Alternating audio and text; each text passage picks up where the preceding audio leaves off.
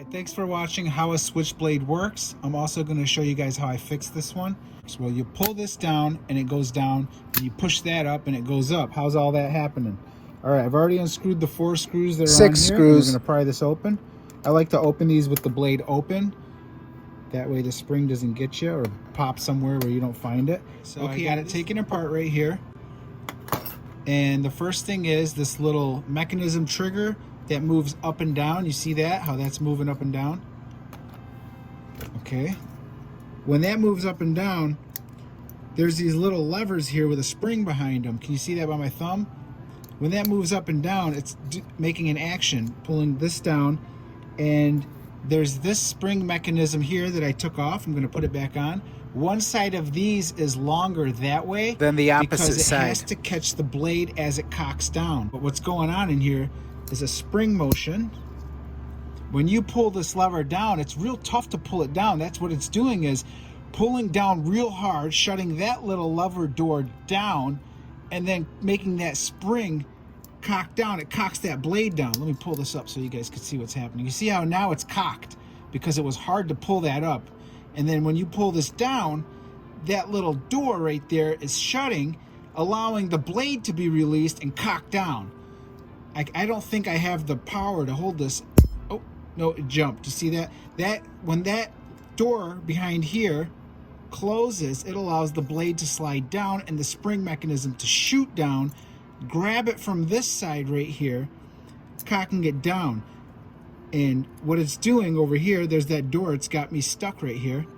So that door shuts, the blade will go up, and then this little mechanism here with the spring on it catches that bottom piece of that blade right here, and it shoots it up, and that's how this thing cocks all the way out. I hope this is explained good to you guys on how to do that. I'm also going to talk about real quick, I actually opened this one up because it broke on me.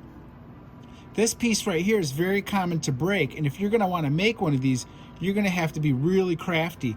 These are not equal in size. This piece here is longer than that side if you're going to try to copy that one because you broke that one.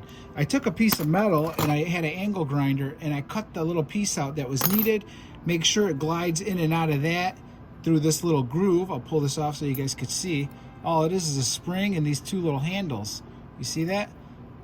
But if you can make that, and this piece here has to be longer in order to catch the bottom of that blade right here. It's got to actually catch right here. It's not catching this little hump, and they all got this little circle there. So at first I thought it was catching this and shooting up, but it's not. It's catching this one and shooting the blade up. So I always made them equal, and the blade would pop down but not pop back up. But now I got it all figured out.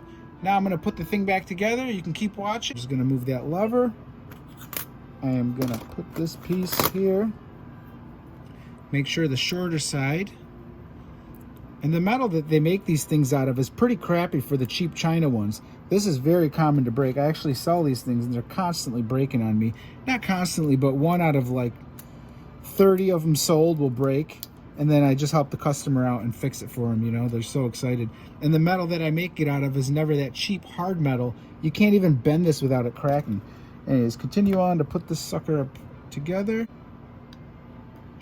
There we go. And pop that out. As you can see, it's working, and I just fixed this one. So anyways, give me a thumbs up. Thanks for watching. Go fix that blade.